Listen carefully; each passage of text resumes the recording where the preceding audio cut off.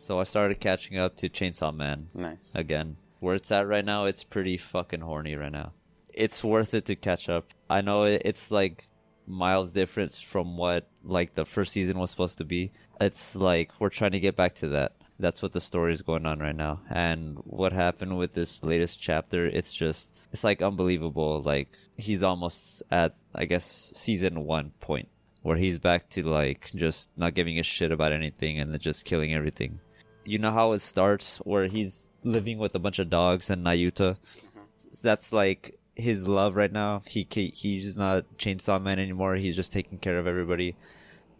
So in a way, he's found like love in his life. Like he doesn't feel a reason to be Chainsaw Man. I think that's how this part started. Because of that, Chainsaw Man became weak. You know how like the fear is in the name, and then because of that, they're super powerful. When Chainsaw Man stopped being Chainsaw Man, he just started becoming weak, and since everybody knows him and they all feel like he's a hero, they're not really afraid of him.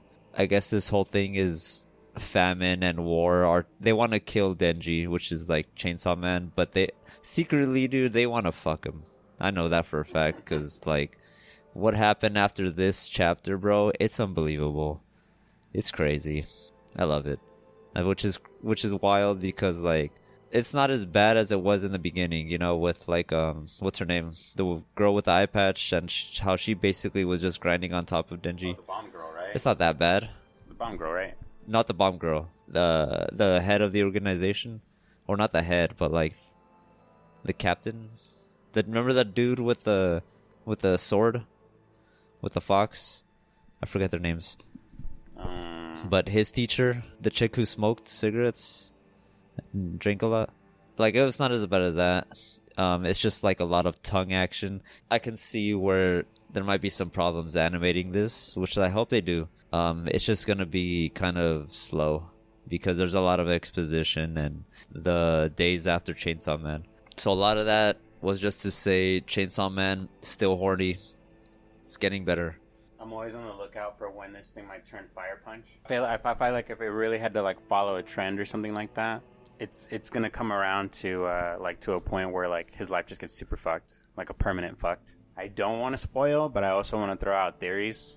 You could say something. I won't say anything. So like I know that we're like in the middle of like Chainsaw fanatics. Nayuta is like kidnapped somewhere or probably dead somewhere. So it really gives me like Devilman vibes. And I don't know if you read Fire Punch, but like. Yeah, I read it. Yeah, so like there are moments, you know, like where I feel like he pulls like a Devilman and he'll just start killing off main characters, kind of like how he did in the first season. You know, Power died, What's His Face died, they all died, you know, and I just know that that's gonna come back around again, and it's gonna come around at like the exact time where they want him to like go full balls to the wall Chainsaw Man. I think that that's probably the ploy to begin with. What's Her Face, Fami.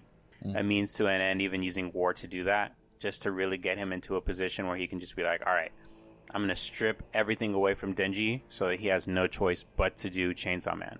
There's like the original promise between Denji and Pochita 2. All Pochita wants is for Denji to be normal, just do normal things. Like everything that Denji always wanted to do, Pochita wants him to do those things.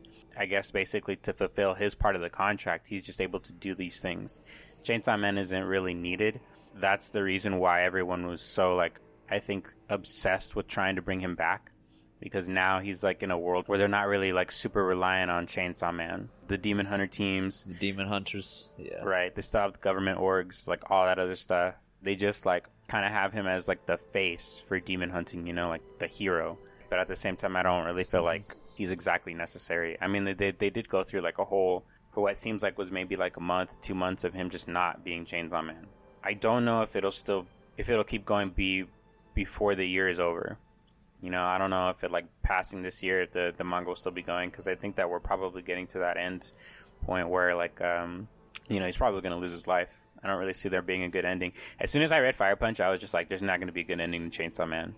Like I just know it. Like there are no good endings when it comes to this mangaka. It's just like take what you get. Here's the best that you'll get. Why aren't we just writing manga already, man? That's facts, bro. I don't know, man. Like, there's a lot of times when you said the end of the year, I can kind of see it maybe leaking a little into next year because, like you brought up like a bunch of other plot points, like Pochita's promise. He was talking a little bit about that. It seemed like he was struggling to find a way to like fulfill that promise, but at the same time like be Chainsaw Man because that's what everybody needs right now. The fact that nobody's actually carries any fear for that name. So even if he was Chainsaw Man, he'd be like really fucking weak. It's War that's like taking over that girl's body, right? Yeah, War. Use weapons to anybody, right? Yeah, I think the way it works is she has to claim them as hers, and then from there she'll be able to use it. Yeah, so there's like a sort of a love interest going on there. You see it on her face and shit. While Denji just being a Chad and not really giving a shit. He's more like, where the fuck is Nayuta? Which is like alpha as fuck. There's still quite a bit, and we'll see if the mangaka decides to wrap it up like nicely. Because I remember with Fire Punch, I was still left with some questions, but still pretty satisfied, you know. So we'll see where it ends. I do agree with you, like, there's probably not going to be a happy ending. Unless fucking Denji just becomes stupid rich and then just, like, lives somewhere with... I don't know. The happy ending is Denji doesn't need to fucking get called on this bullshit anymore, and he just has Pochita, like, maybe separated from his body, and they're just living in tandem with Nayuta. Right, that's the happy ending. I could give a shit about any other character. It's just like I want Denji with Nayuta and the dogs again. And if Pochita can be like outside, that'd be great. But seeing as this is going, man, there's a lot of moving parts and a lot of sharp objects. We might just get shredded at the end. Yeah. I'm here for it though, you know. We need more manga like this. I like shit endings. Well, not. Let me say that different. I guess not happy endings, you know what I mean? Like, everything makes sense at the end where it's just like, yeah, there's no way anybody's coming out of this with a smile. Like, if I want that, I'll read Nichijou or something. Yeah, that's a good point. The manga is literally called Chainsaw Man. Like, there's gonna be blood and gore and death. Yeah, speaking of getting rich, dude, I started the new JoJo as well. Dude, fuck yeah, we could talk about this too. I'm caught up on part 9. Nice. Yeah, they just got the job and they're headed to Rohan's house, and that's as far as I've gotten. Like, they're like outside of Rohan's, and he just fucking Bishi ass just finished dipping in the pool. So that was cool seeing him again. The mechanisms instead of stands, I guess that's what they're called now. The mechanisms, the first 3 that I heard, oh my god, man, I'm already in love. Like, you got November Rain, which is alright. It's just like, so far as what I've seen, he just makes the rain heavier, and he can choose where it's gonna be heavy. And then Smooth Operators was fucking phenomenal, bro. I think that was a cool stand. Just like rearrange already printed letters or any other letters, like just physical images, just rearrange shit. Also body parts, rearrange anything. Honestly, I fucking forgot she like moved this guy's eyes to the side of his head, or he did. And then the fucking hustle, bro. That's my favorite one, dude, so far. Dude, the hustle is by far one of the best stands. Like, I don't know how he didn't think about using the stand earlier on in this series, but basically you have the ability to manipulate all of your body muscles to just like fucking. It reminds me of do you remember Kung Fu Hustle? Do you remember that movie? Do you remember the part where like the landlord him and his wife finally start fighting the mob, and he's in the car that night that they're getting attacked by those assassins, you know, the ones that played like the little guitar, the steel guitar.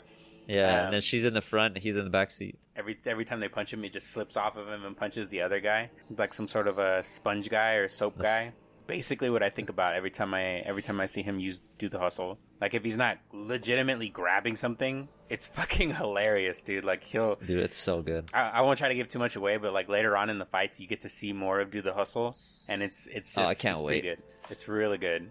And then can I just say, like, the first chapter, just the introduction of the brothers, I forgot it was JoJo, because it's like it's really weird at one point, and I'm like, this is Araki. This is like kind of real world bullshit, but at the same time like mechanisms, you know? When the fake out with the Dragona, yeah, he's a fucking woman. She got tits, but then the dude like pretty much sexually molests him, and he's like, oh my god, and he starts cooming in his pants because there's a penis inside. Bro, I hope that's like the only type of scene we see out of this. That shit made me uncomfortable. I'm not gonna lie, but at the same time, like it's it's Hawaii, and it seems like it's kind of present day. Cops aren't in a good light right now, so you know. Oh, and then there was a fucking COVID throwback or callback. I'm like, yeah, this is real time. I believe it. Yeah, I mean, I kind of get it. Did we really have to go as far as him fucking checking out to see what size of a dong Dragona has? I mean, I could have done without that. I don't know about you, but it does add to like, you know what? Never mind. I'm just gonna stop there. I don't think it adds to anything. Look, bro. Look. Before every chapter starts, we always have like this is what happened last time, or these are your main characters right now, and then they always put like Dragona. He is Jobin. What the fuck was the guy's name? Yeah, Jobin. It's Jobin? Okay. He's the brother of Jobin, and you're like, that doesn't make sense. And then it shows him like, yeah, he has implants and he likes female apparel. And I'm like, guess that makes sense. Yeah. I mean, I could have figured that out from reading that little snippet, you know? If I wasn't ever gonna read that snippet, the fact that they keep calling Dragona Jobin's brother would send me to that, like any sort of like summary on what or who Dragona is, you know? Not this whole like molestation suit. I can't help but feel like it's throwing me back to different chapters or different parts of JoJo, because I can't name them off the top of my head right now, but there are some parts where it gets weird like that, which is cool. You know, I'm not fucking censoring it. You know, that shit does happen, but I'm like, oh man, it's very shocking to see once like, oh man, his hand is really going down the bikini, huh? Oh, what did he find? Oh my god, you're one of those. Oh, this just gets me for more. Oh my god, man.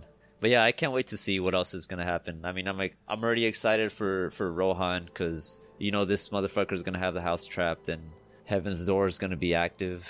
This dude's always paranoid. It's gonna be great. I can't wait to see more of everybody. What Araki has in his fucking head. I can't wait for Steel Ball Run to be animated. I also cannot wait for this shit to be animated. Because like I feel like almost every chapter like involved going at least like partly 100 miles or so. You know, they were going across the whole fucking country, so there was definitely a lot that they always had to cover. So I'm just really hoping that, you know, instead of like maybe 20-minute episodes, we get like 30 or 40 minutes. Like I want like boys episode type shit, but for JoJo. But that's also asking for an extreme amount. I mean, I can see it happening. We did have multiple parts animated, so, and each one has like given way to the rest of them, like the ones after. The history speaks for itself, you know. Like if you're gonna make a part 7 Steel Ball Run, people are gonna watch it. I don't know. I guess it's up to them to decide like how big they want to animate it.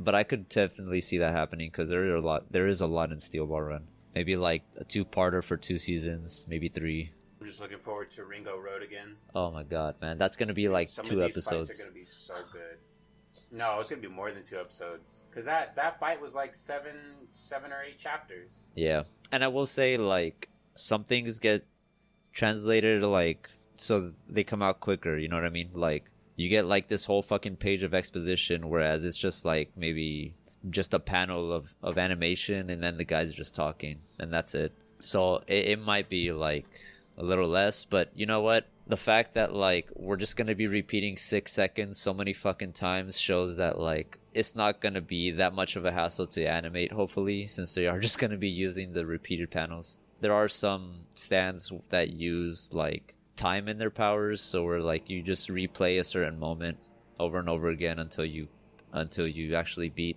the stand. I don't know. Honestly, I like some of the big fights that I'm thinking about would be like Magenta, which is like more towards the end. Oya Kamova. I don't know if you remember like the dad and like his 2 sons. No. But they were like hunters. It was like really early. Like, dude, that's basically how he got that fight was how he got Tusk to begin with. I also finished Fiona and Cake. It's refreshing, you know. It's just a epilogue of Adventure Time. We get some old faces again. Prismo came back. Of course, like Ice King Simon is there. He's a main character. You know, just an all-around goofy time. I don't know. I'm kind of big into these, like, what is it? Rule 34? Gender switch? Rule 34 is not gender switch. Rule 34 is definitely Is the porno one. One of those rules. Yeah, one of those rules is like, I'm really into that, where, like, you establish a universe, you move that universe along, and then somewhere along the line, you just bang everybody who was a boy as a girl, and vice versa. Pretty much like the same characters, same personalities and shit. I'm a big fan of that. Like when Fiona and Cake came out in Adventure Time, I'm like, oh, I'm so in.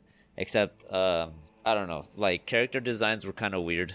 They worked around that for Fiona and Cake officially, and that was pretty nice. I like that. They didn't give Fiona one exact like outfit for the whole series. Like she kept changing outfits.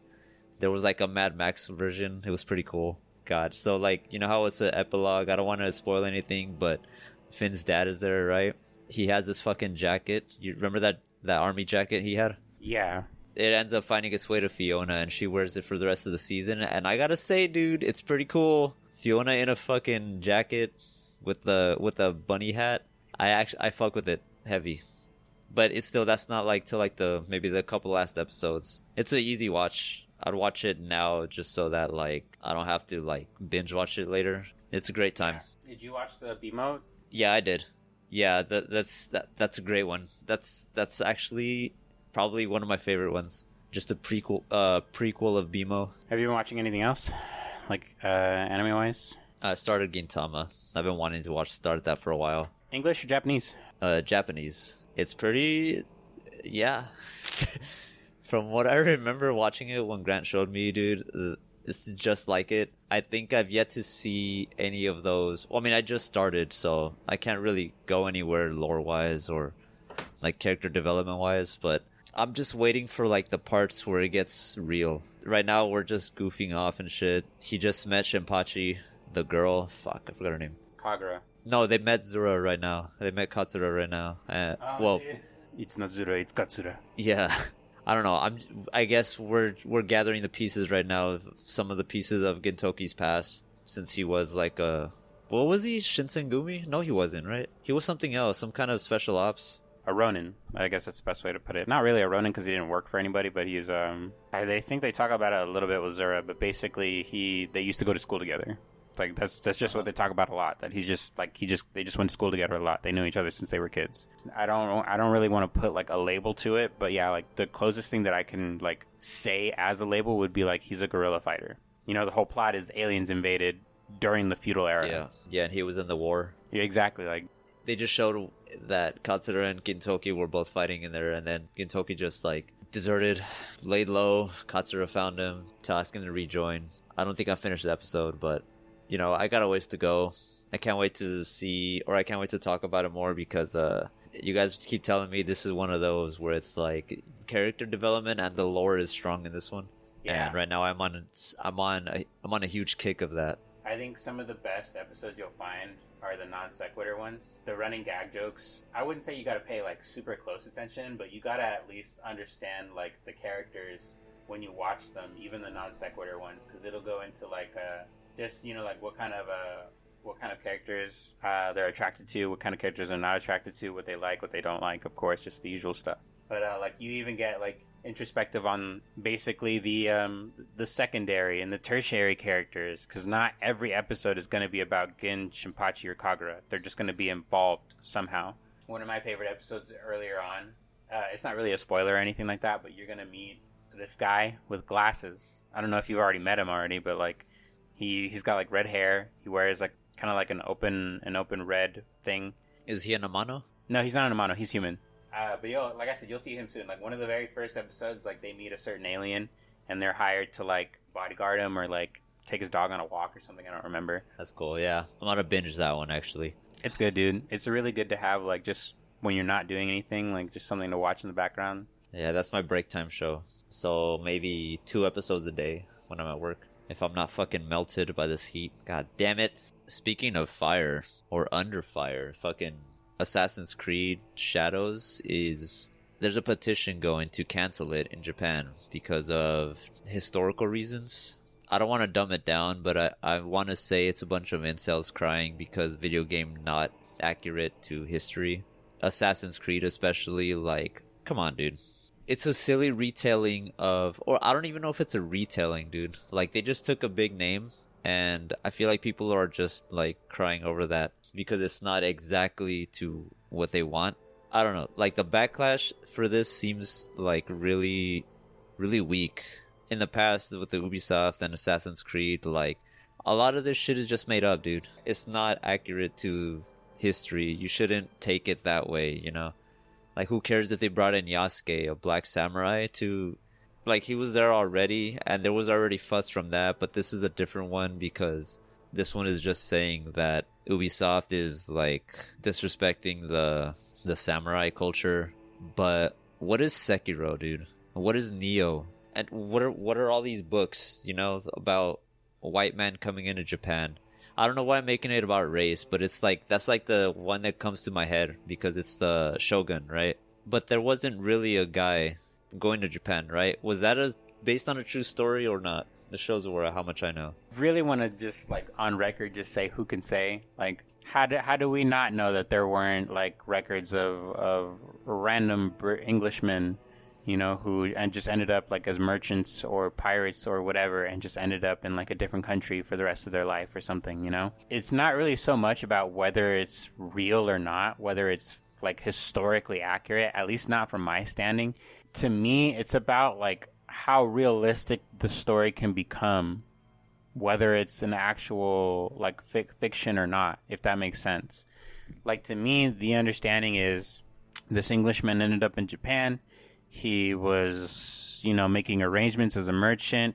All of a sudden, he's betrayed. Now, all of a sudden, he has no standing. He's left by himself. He has no, like, material. He has no material possessions or nothing. He's just some random dude in Japan, like, basically fucked. I think we as, like people who are just interested in, like, you know, like, dramatic reenactions or fictitious stories, like, this is what Assassin's Creed is. Yeah, like, it goes based off a level of realism for you to understand. It's not balls to the wall crazy. It's not balls to the wall fake. You know, there's a base level of logic there for people to pick up and be like, okay, maybe I would be interested in hearing about a fictional story about, you know, the feudal era. Whether if it's fiction, it could be historically accurate in what they were doing in the feudal era. You know, during the dynasty empire, or the, you know, whatever empire or emperor was there at the time. You know, it's not like I'm not going to see a fucking rice paddy merchant just pull out her iPhone during the show. You know what I mean? Like, that's, what are we really talking about here? You know, but it's something that I feel like a lot of people are going to nitpick. There's no doubt about that. When it comes to Assassin's Creed, it's like you were never ever going to get a historically one-to-one accurate description of what was going on. For the love of God, do you guys not remember that the entire game is based off the idea that there's, like, some race of Jesus? Like a whole Eden and an apple and, like, some... I really could not explain it because they threw the whole main plot out of the water anyway, but, like, just what the fuck, dude? Like you're not wrong about the incels, too. That's what I'm feeling about, dude. I saw an article about that petition, and they have pictures of the people who are signing the petition. Oh, and guess no. what? All fedoras, all glasses, all neck beards. All of them, dude. They're all the same person. They're all the same white boy. Or, like, you know, like musty black kid sometimes. I don't know. I feel like incel crosses races. It surely does, my friend. Yeah. That's what Shimizu Toru, the guy who in charge of the petition, he says that the lack of historical accuracy and cultural respect has been a serious issue regarding the upcoming game Assassin's Creed Shadows. This is a serious insult to Japanese culture and history and may also be linked to Asian racism. I wonder what he's talking about when he says Asian racism. I kind of want to see it. Google Translate's not going to do me justice. And what do you call it? I don't know. This article they're taking pot shots. It's like maybe it's the ninja, maybe it's the shinobi, maybe it's actually Yasuke or something. But when he's talking about what is and what isn't culturally appropriate, like, okay, buddy, all right, fine, pal, I see what you're putting down here, but it's fine though. Like, whether you like it or not, these things probably did happen. Or I could say for sure have happened, right? Because, I mean, there's enough evidence where people are going to fact check me and say, yo, Yasuke was real. And I'm like, all right, cool. I never really doubted whether it is Yasuke or not that he's like pointing out as the, you know, like the inaccuracy or basically like what is just like, I feel like a fetish on like inaccurate historical depictions of like Japan. Everybody in Japan had to be a ninja back in the day for some fucking reason, or a shinobi, or a kunoichi, or a samurai. You know, like everybody knew what martial arts was. Everybody had martial arts. Like, come on. Like, I feel like this is what he's more or less pointing out to. Everyone in Japan just happens to be like some sort of martial artist or ninja, and so either up for integrating English into the country or fucking banning the shit out of them. Rise of the Ronin basically about that. That's what the game is about. Whether or not you side with the English, with Japan and the ones who want to open the country, or the ones that don't. But Yasuke wasn't around back then. That was like way, way later. That was like centuries later. I don't think that guns were invented yet, but maybe they were. I get my history from anime, like Blue Eye Samurai. Yeah, I'm not gonna play it. I don't know. I just thought that was interesting news, just because like people are just yelling about historical inaccuracies in a video game. That's not really about historical accuracy. I don't know. Do you know anybody who's gonna like play it? Probably Grant. Yeah, probably, huh? I do think that that's because he enjoys the series, but also because he's just played all of them at this point. Yeah, there would be some sort of disservice not to play this one if you play them all. I think he was a really big fan of Valhalla. I think that was the last one that came out, right? Valhalla. Yeah. He was playing that one for a while. Showed me a lot of cool stuff. I think he really liked that one. Yeah, I kind of wanted to pick that one up too, honestly, because not all of them sound like a hit or miss. You know what I'm saying? Like being a fucking Viking, like that's rad. Yeah, I heard Odyssey and Valhalla were fucking awesome. Oh yeah, I do want to try that. The only Assassin's Creed I've had was actually there was one for the PSP. I remember that, and then Black Flag just fucking sold me.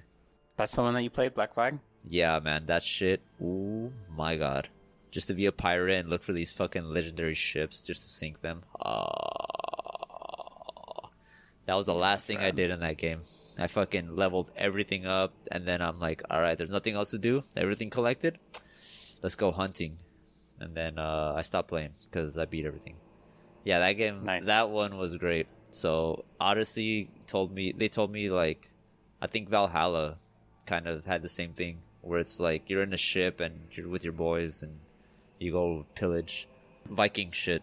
It's more like your raiders than anything, I think. Yeah, whereas like the Black Flag map was just like 70% water. I'm sure Valhalla has more land to it. Probably go to Vinheim. I don't know. There were some like some callbacks to some deities and stuff like that. I think like I remember Grant showing me you can get like Thor's axe or hammer or whatever it is, and like some armor and shit like that too. So obviously you can get OP with it depending on what point in the game you're at. But I think nowadays it's not like, what's the best way to put it? I think it works a lot like things have like are like stuck with levels to them. Pick up certain gear in Assassin's Creed, it's gonna have a level to it versus just you being able to pick up gear.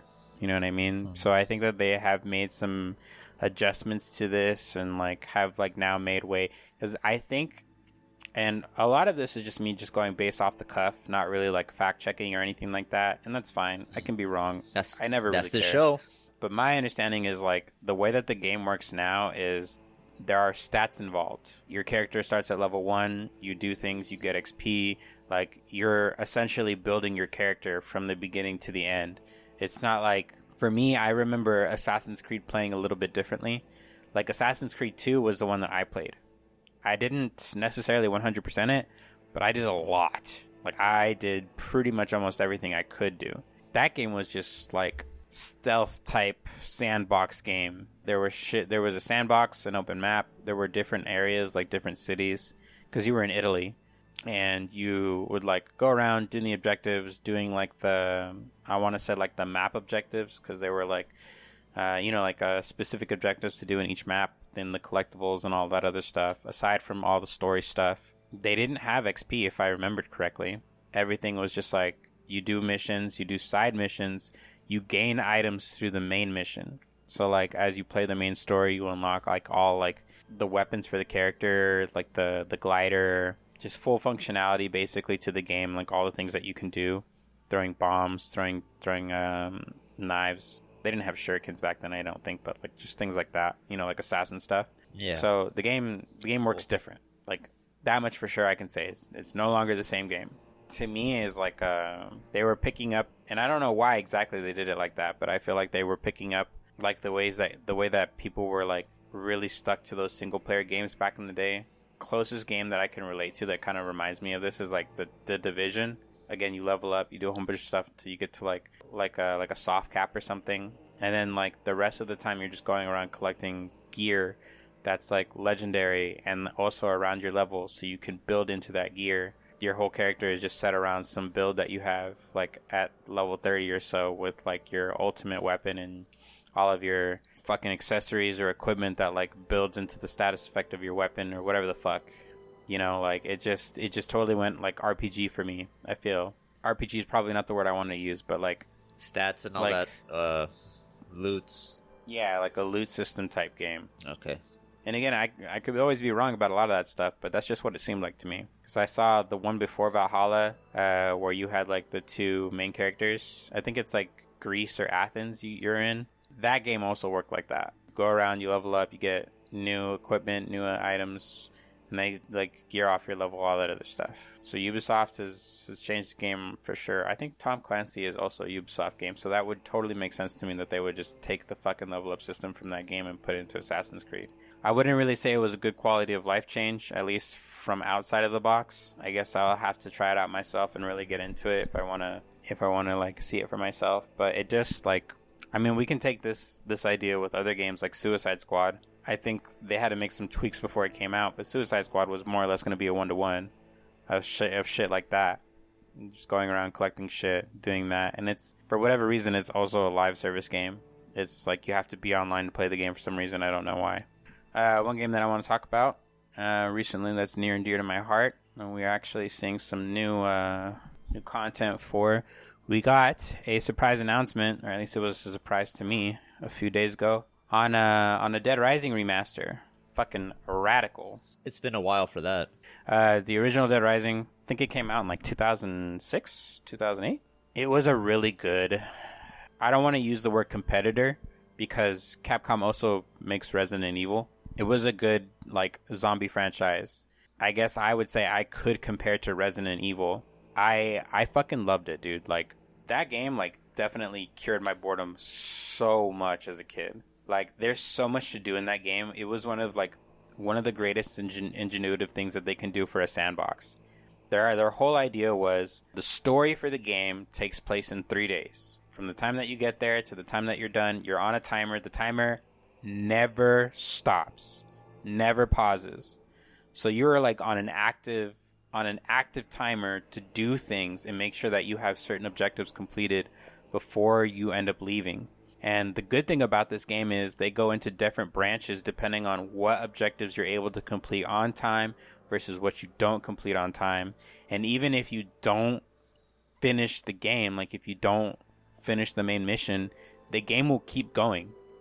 The game forces you to keep going no matter what until the 72 hours are over. This was like a very niche thing for me back in the day because like around 2000, I want to say 2000 to 2015-ish, a lot of games were focusing on replayability. How do I get this person to play this game again and again and again, never get bored of it, never do something? How many times can you get somebody to play this game in a whole bunch of different ways and still enjoy it? Or what's viable, what's not viable? You know, like to me, like this was the start, the catalyst for a lot of people to get into things like speedrunning, you know, game breaking things like out of bound clips, you know, just like whenever it comes to just you wanting to be creative or experimenting, that's what I get out of this game. And the whole reason why I say that is like you just playing the game in itself means that you have to take time to get to know where things are at and learn what weapons you want to use and level up rank and obviously try to save people, fight psychos, and you know, fight the zombies while understanding what's going on with why the zombie outbreak happened at the same time. All these different branches, all these different paths for you to do. I was 12 years old when this game came out. Damn. This game is fucking great. I would say that the negative things that I would say about this game have to do mechanic-wise more than anything. Some of it has to do with like plot devices, but I'm honestly not that worried about it. Like the other Dead Rising games are their own thing. I don't like to compare them to the first Dead Rising. Probably just Dead Rising 2, to be honest, because it's like a direct sequel. But Dead Rising 3 and 4, like those are their own things. Like I don't worry about those games. Like those games are like not really dead to me, but like they're just doing their own thing over there. They're their own Dead Rising. Yeah, I would say like by now, if you haven't already played it yourself, like the game has definitely been ported enough times for anybody to pick up on it. Playing the original Dead Rising just to get ready for the new Dead Rising is a must. Like the very specific reason why you should play it.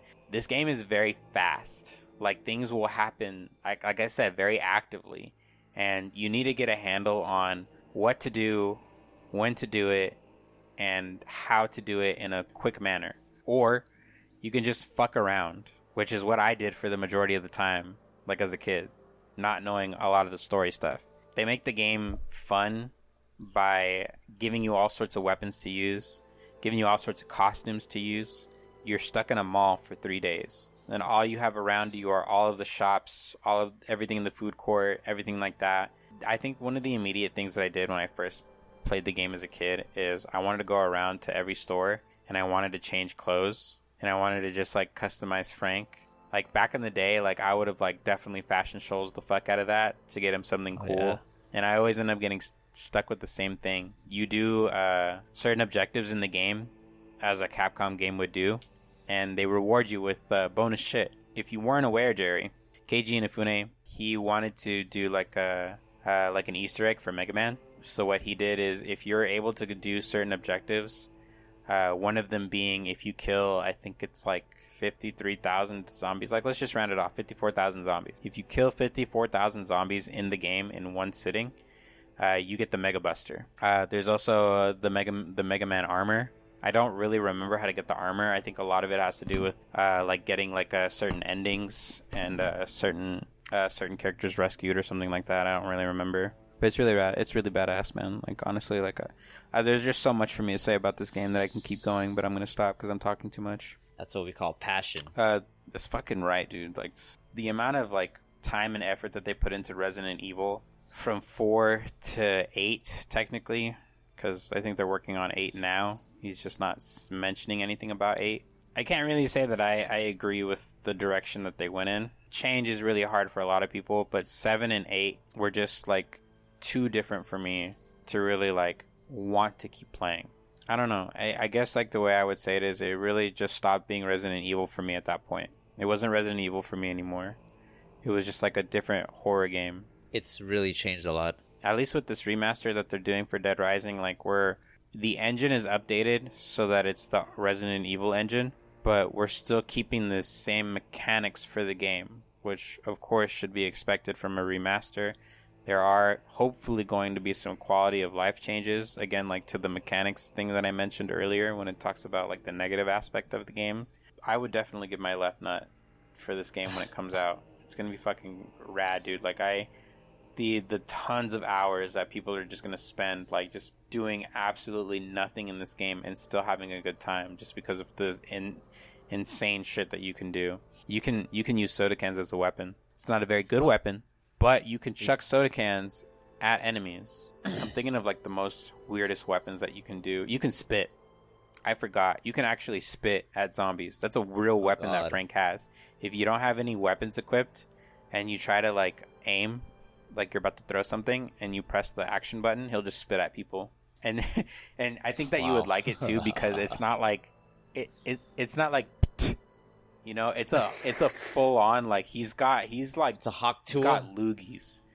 It's a hawk tua, and he does it repeatedly and consecutively. He just has so much saliva. He's you should definitely pick up Dead Rising. I think Dead Rising 1, 2, and Dead Rising Off the Record are on the PlayStation Store. Dead Rising 2 is probably my favorite. Dead Rising 2 is the better one that I in my opinion. I haven't played 3 because 3 was an Xbox exclusive. It's also on PC, I think, at this point. But 2 was definitely cool because you can like combine things. You can like make new weapons. You can like ride vehicles. Well, you could ride vehicles in the first one, but you can like ride motorbikes and stuff like that. So it's really cool. Definitely a lot more bosses, a lot more things to do. You're in a casino, so that's also better. Maybe it's because like I don't like getting timed. I like taking my time with this kind of stuff. But I can see where like if you played multiple playthroughs of this game, you'll know where to go at what time and how long you have it takes to do a certain mission. I tried doing them all. I tried like rescuing everybody. It wasn't up until I got to the twins. I think it was the twins. I think it was in 2 though, where there was like a roller skating something. Fight that boss on low health, and that's where I fucked up, and I stopped playing after that because I just didn't want to like. I don't know. I was trying to do everything in one run, but it feels like it's impossible to do that. It's a grind. I recently replayed it, and I'm struggling already. Like I barely like got past the first couple main story cases, and now I'm in this part where I need to go to the grocery store, beat up another psycho, get some medicine, take the medicine back, and administer it to the old man for the plot device, of course. And in the in-between, I get like 2 or 3 survivor missions, one of them being another psychopath. So like when I was playing, I think it was like last Wednesday, I was able to go into the grocery store, I killed the guy, I got the medicine. I had enough time where I could go to the other side of the Northwest Plaza, which is the plaza I was in, and go into the hardware store, fight the psycho over there, kill that guy. I didn't have any health items, by the way, so I was like super low on health. And then from there, I rescued the survivors that he was keeping captive. There were 3 of them. And the thing that sucks about the survivors is you can tell them to follow you, but unless you give them weapons, they're going to struggle getting to you. Some of them, you give them weapons, they don't even use them. Like they're really shitty. Like that's another quality of life changes they need to improve is the AI. When you give them a weapon, they need to be able to use that fucking weapon for the love of God, because they get fucking manhandled super easily. So I ended up getting these 3 survivors, and I'm making my way over to basically where I need to go. And as I'm about to do that, I get another call saying that there are another set of survivors in the same area where I'm at. So I'm like, fuck, I got these 3 survivors with me. There's 2 more survivors. I got to get this medicine, and I got like probably less than 4 or 5 minutes to do it, or I'm going to fail the main objective. Oh, yeah. But fuck it, we ball, and I'm getting those survivors. So I try to get the survivors. And in the process of me trying to get the survivors, the 3 survivors that I had died. And I couldn't get my weapons back because you give them a weapon, it's theirs. They'll die with it. So I'm sitting over here with my dick in my hand. I'm 2 weapons down, 2 survivors down. My last one's getting mobbed. I got no items, no healing items. I'm basically about to fail the main plot of the game. And I just got so frustrated. I just quit the game. I didn't even go back to save. I didn't try again. I just quit the game, and I'm like, yeah, I'm done for right now. Sounds familiar. Fucking 18 years later, yeah, that game is still definitely difficult. And I had strats this time. I wasn't going in naked, you know? It takes a lot. You got to get good. It's a good game. You would ask me like a year ago if I would be excited for all these remasters. I would tell you no, because just for the fact that like most of these come out not good. Honestly, dude, nowadays we've polished some stuff up. I mean, like honestly, what I'm waiting for is Metal Gear Delta. From what I've seen, it looks phenomenal, but I've yet to play it yet, so we'll see where it goes from there. That's just like first impressions, you know. The Dead Rising, your first impression was like, let's fucking go, we're so back. So it seems like it's a good time for remasters, you know, just make sure you spend time on it. That's, I think the big issue here is like, there's a difference between spending time and crunching time, and please, like, we don't want that. We just want you to like, we want love into this. We don't want stress into these kind of projects, because these are projects that are near and dear to our hearts, and they should be treated as such. God damn it. I'll see how it is with Dead Rising, because I would love to go back to that, honestly. Quality of life, we'll see how it is, because goddamn, a lot of things can be changed. A lot of things can be improved. I think I've yet to kill the last boss. I don't know where to go from there, from where I'm at. So, you know, just more exploring to do. You guys could probably tell me, but I'll ask first. This is from soft to the max. You want it hard, you fucking got it hard. And it honestly so much so that the main game bosses are fucking cake. And I've been seeing a lot of videos on that where people try out their DLC weapons on the bosses, and oh my god. Remember when we all thought Millennia was just the worst? And people are like one-shotting her now with like bleed weapons and throwing hammers at her and shit. It's so good. I think that's what the DLC was for. Just like, you thought Elden Ring was hard? Wait till the DLC. That shit, it's actually pretty difficult. And I'm still discovering new weapons, so let's go. I'm looking forward so much to playing. Like, every time I get back into Elden Ring, it only makes me want to get everything. And there's so much. I've made 4 characters at this point, and each character I have not come close to getting 100% of everything every time. You know what I mean? Like, I just kind of boil it down to like, okay, fuck it. I'm gonna have one character get all of the bell bearings. I'm gonna have this other character get all of the fucking all of the crystal tears. You know, like, just because like there's so much of everything all the time, and the DLC only added more of the stuff. This character that I'm making now, well, that I already made, my latest one, he's just gonna go through the base game. I'm only gonna aim for Radon and Mog. Like, I already beat Radon, nice. So I already have one great rune. I only need to kill Mog at this point, and I kind of don't want to fight any other boss except for Mog. But yeah, from there, hopefully I'll go into the DLC straight away, and just, I don't know, man, like, this shit is really intriguing. Like, it is definitely worth the $40. It doesn't even feel like I spent $40 at this point. It feels like I basically bought a whole new game again. Yeah, that's the truth. I'm using a lot of the DLC weapons, like a lot of the throwing weapons, the Smith script weapons. Those are so good. I was using that Great Hammer one for a good while. People do not see that shit coming when you throw that shit. No, they don't. It's great, man. I made that into Thor's hammer, where I gave it a thunderbolt. So I just call in the fucking power of Zeus. The fact that you could throw it and then it just comes back, it's just Thor's hammer. Like, you could make a Thor build. It's so good. And then people sleep on like I don't know. There's so many weapons, like people don't know what to choose right now. Like, I found the anvil, and then our friend he upgraded it all the way and put bleed on it, I think. And he's like, that's like the strongest weapon in his arsenal, and he's already like beat the game with his favorite, I think, ailment right now is bleed. So he has like 2 major bleed chicken wings that just decimate everything. And he said like the anvil was like his strongest weapon, and it's fucking, you saw what I was doing to you guys last night. That shit's fucking, it beats the ever-living crap out of anything. The Ash of War is pretty quick too. Oh yeah, man. Plus it's like a 2-parter. It's like when you just slam it down and then spikes just come out, that's the second hit. And those spikes aren't fucking anything to laugh at either, because those will catch you. Yeah, like the Smith's grip weapons, like you have the shield, you throw like a discus and it just homes in on whoever. The axe too, like there's a little axe you just fucking throw. I made that into poison. Parry King is back! Oh my god, man. After that one area in the abyss where it's just a giant fucking meat check area, it's great. I'm back. I'm so back. No fear, only parry. Yeah, now that we beat most of the game, we're just like we're just in the arena, just touching each other with the new weapons. It's pretty great. 4-man fight club. We could make it 6, right? Yeah. That's gonna be crazy.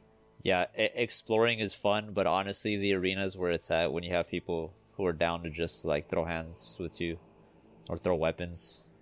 If anything, I would want like a boss rush or something, or like a boss replayability, just to see where your strength really lies. Just like make it into a menu. Don't have me like do some story BS, something like that. I don't know, because like the replayability is almost crazy. Like, I can see where somebody doesn't want to replay this from the beginning, just because there's so much shit to get. All these weapons are just scattered. You kind of have to find the ones you want again. But for like the veteran Souls players, I don't know, man. Even still, I don't feel like going back and finding everything again. It's that Starfield problem where like I beat the game, but I gotta rebuild the ship again. I don't want to rebuild my ship. Yeah, I definitely know how you feel on that one. I can replay Dark Souls and Bloodborne's like every day, any day. Elden Ring is just too big, honestly. And I replayed Skyrim, like I'm used to that open world and finding everything again. certain items you need to actually go through the world and find again, and I don't know, man. I can fight the bosses again for sure. Like, they're not that much of a hassle. It's just the exploration and like the enemies when they catch you stupid sometimes. I don't know. It's just a mix of a lot, and you lose a lot too when you go to the new game plus. Like, if I beat this one, I'm gonna be in new game plus 2. It's gonna be that much harder just to fucking find everything again. I'm kind of good here, but I do see myself going into the next new game, just not anytime soon. I'm trying hard not to go further. It just sucks because there's an area where you have to progress further in, and there's no turning back after that. I'm just kind of trying to find everything I can right now before I go to that point. Well, that's going to do it, everybody. Thanks so much for tuning in to another episode of the Unversed podcast. Thanks for joining us, guys. If you have an email question or you just want to talk shit to us, unversedpodcast@gmail.com. We'll catch you guys later.